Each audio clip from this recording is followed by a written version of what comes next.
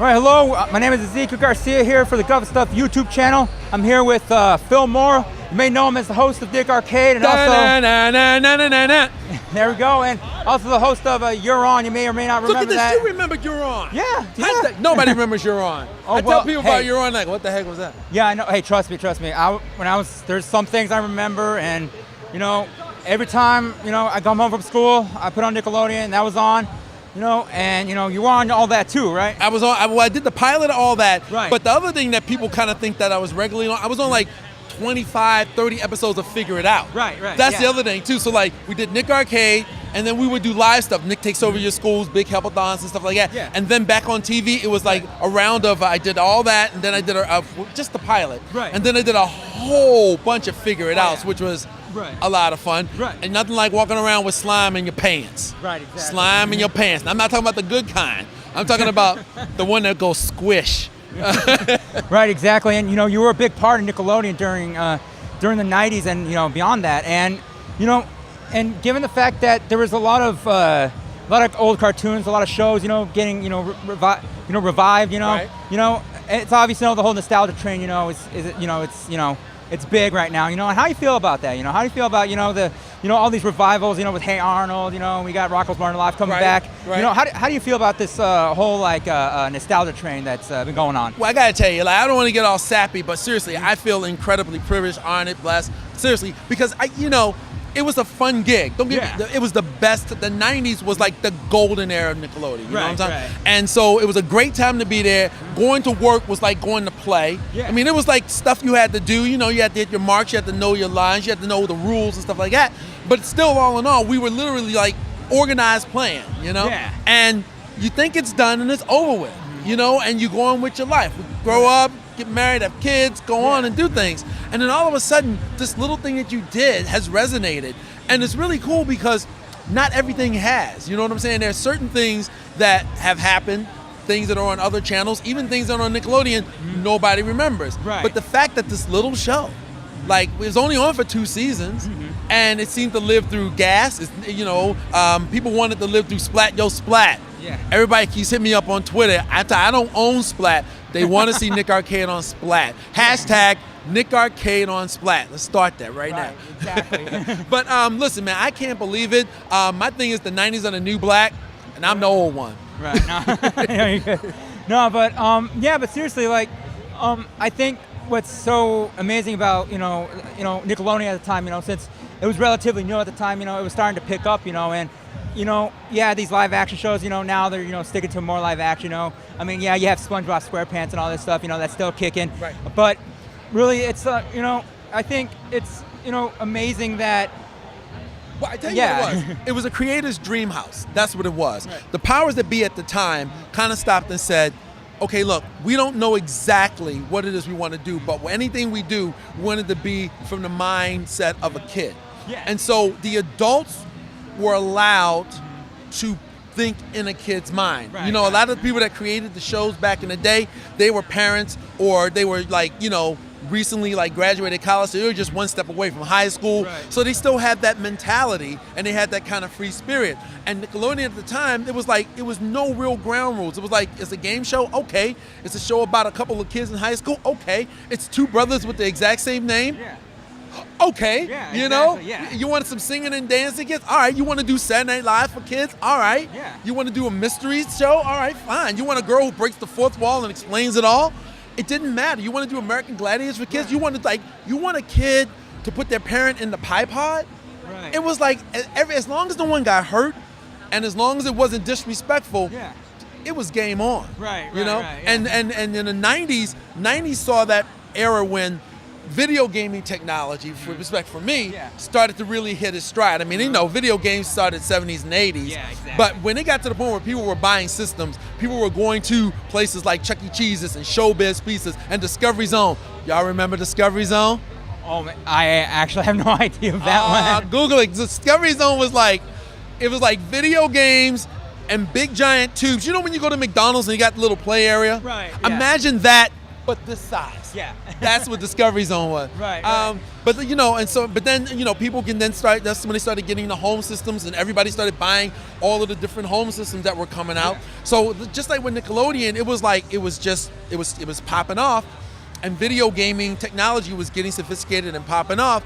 So it was the right time, for Nick Arcade. Right, And right. I just, I'm very thankful. I was the dude that a couple of guys picked and said, all right, he'll host the show. Right, exactly. And it's funny because, like you said, for a few seasons, Nick Arcade was on Nickelodeon for just, for a short while. But, I got to ask real quickly. Yeah. Okay. One thing people remember about Nick Arcade is that some of the contestants weren't exactly, Proficient. yes. Is that the word we're looking for? Exactly, proficient. And I got to ask you, at what point where you just see a kid going through the level, at one point in your head, you're just like, what's the breaking point? What the cuss? So Yeah. At what point did I come this close to having to bleep me out? Is that what you're asking? Yes, exactly. It happened a lot. It really did. It was really crazy. And I would do, man, if you look at some old episodes, I'd be doing everything I could to try to help them out. I'd be watching the screen. Now I know that it gets a little disorienting because basically when you're in the video zone, it was basically being like the weather person on TV. Yeah. You know what I mean? There's a green screen behind you and what we see at home is projected and they can see that a bunch of monitors. So it's not like, oh, I see the orb right here. In order to see the orb, I've got to look at that television monitor to go, oh, this is where I place my hand. Yeah. But look, I feel you. There are times when I go, reach up, and the person would go, yeah, exactly. Yeah, and that's not up. Yeah, there's a whole bunch of YouTube videos that are just dedicated to just kids just not knowing what they're doing. And man, you definitely showed a lot of patience. And that's just it. And I got to tell you, that's the thing. The reason why I never broke was, number one, for us hosting the shows, we're used to being in front of, 400 people. Right. And, yelling, screaming, doing that kind of stuff. We're used to that. We're used to not being with our families in front of 500 people with microphones going up our shirts and things in our ears. Yeah.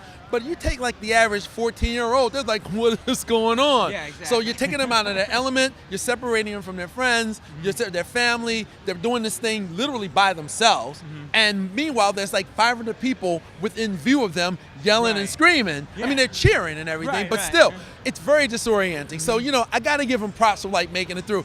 Though I'm happy that nobody ever peed their pants on Nick Arcade. Right, exactly. It was the show. If you were going to pee your pants on the show, that's the one because there was nothing. Even the shows some of the awesome shows like Double Dare and Guts and Legends of the Hidden Temple. I mean, there were tangible things. Right. There's this thing you hang on to in which to row, or a pie to throw, or a rock to climb. Yeah. Nick Arcade, you're like, I'm Right, in exactly, space. yeah. So the mere fact that they kept it together, despite the craziness, it is fun to watch. But I gotta give them props for hanging in there, absolutely. not losing their cookies or peeing their pants. Right. And moving on, you did You're On, and then afterwards, what happened with Phil Moore after Nickelodeon? Well, after Nickelodeon, I actually went right to do another show that absolutely nobody on the planet ever heard of, but I went to Animal Planet. They say, look, there's an old showbiz adage. I don't know, it's from the 40s. Two things never do. Never work with kids and never work with animals. It's exactly what I did. Right. I started out working with kids, and I went on to host a show on Animal Planet for, I think, 3 seasons called the Grand Prix of Dog Agility. It was a long, USDAA Grand Prix of Dog Agility. Right. And it's not the best in show dogs hi, I'm Fluffy. It's the ones that go through the weave pole and go up and down the thing, the A-frame, and go through the tubes and jump in the water. The hyper dogs like me, dogs after my own heart. Right. So I went and I hosted that for a little bit, and then in between doing that show, I would do a lot of back in the day, there was a thing called cable TV. And HBO and Showtime would do things like free preview weekend. So for a weekend, you could watch it, all of that stuff for free, and then you would call in. And I'd be that guy taking you through various TV shows or movie sets in between. So after you finish watching Die Hard 2. It cuts to me, hey, it's Fillmore, I'm here at Universal Studios, and I'm about to go on the set of Back to the Future, where they do the ride, show you a little behind the scenes, blah, blah, blah, blah, blah, blah, blah, and then finish it off with, and if you like what you see, dial the number at the bottom and get HBO in your home 24/7. So I did a lot of those, and then in between doing my my show on Animal Planet. But then when I got done with that, it's about like around the year 2000, I moved from Orlando, Florida to Los Angeles, California, and then did a ton of stuff behind the scenes as a producer and a writer. Right. I mean, it's like as a matter of fact, most people don't realize this, but the last 2 years of G4, remember G4? Yeah. G4! It had its moments. I was the producer on the show. And, so like people had no idea. Like you watch the credits and like this episode was produced by Fillmore. I was writing shows, going out shooting shows, doing all kinds of content. So I was working as a writer and producer, right. But still keeping my fingers close to this thing we love called games. Right, exactly. So that was it. I was working behind the scenes.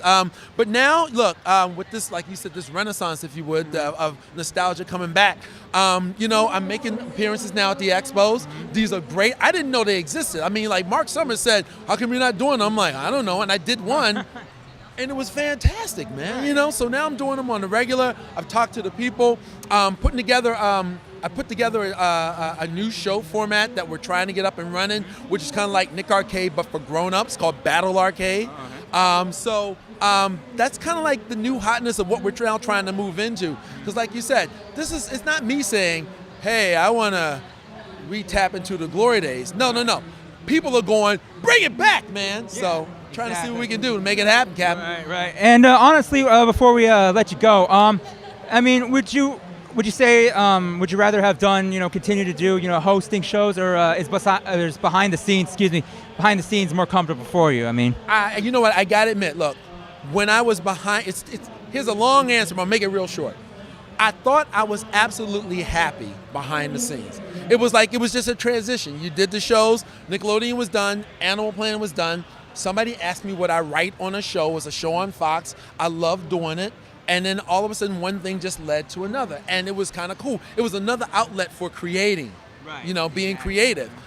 But the day that I walked out on stage it was actually an event called 92Y. If you look it up on YouTube, you can actually find, I edited my little segments together where you can see the whole thing. It was to celebrate this book that was written, Slime, The Oral History of Nickelodeon. And I thought maybe this size crowd was going to show up. I don't know how many people here, maybe like 500? Yeah. Walked out on stage to like 5,000 screaming people. Mm-hmm. And I literally went back to my hotel room like, oh, I've been bitten again. It was an amazing feeling to realize there's a group of people out there that remember the shows, not just mine, but remember the shows. They love it. They want to see it again. And they actually want to ask questions about it. I got to tell you, I'm not being, what's the word I'm looking for? Modest.